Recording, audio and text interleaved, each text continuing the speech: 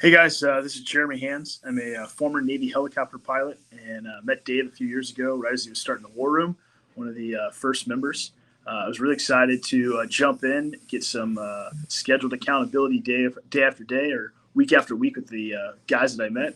I could say that my commercial real estate and my business career have really kind of followed the same trajectory of starting to jump in and actually get some accountability and to also be an asset to other people, right? So joining the War Room, meeting a lot of the other military investors, figuring out some of the better ways to do things, being held accountable to doing the things I knew I needed to do myself has really allowed me to kind of take and really almost reach escape velocity when it comes to my personal finances and my needs to be able to feed my family. So on the other side now, where I'm not really even too worried about commercial real estate, it's working. My team's working for me, and now I'm on and able to take on new challenges and new businesses. So, highly recommend the War Room. Highly recommend that you jump in and you do something to start thinking about today what you want your future to look like and making that happen.